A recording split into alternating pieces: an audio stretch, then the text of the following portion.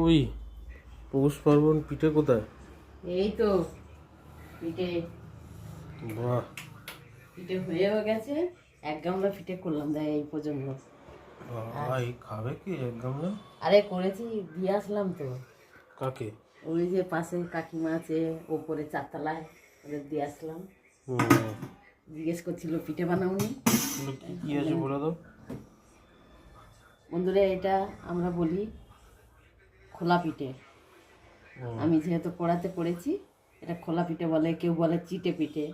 এটা গুড় দিয়ে খেতে ভালো লাগে। নলেন গুড় আছে, আর এখানে আছে দুধ পুলি। দুধ দুধ পুলি আছে, আর চুষি পিঠে আছে। এই যে চুষিও করেছি, দুধ দুধ পুলিও ওর মধ্যে করে দিয়েছি। কি খাচ্ছ?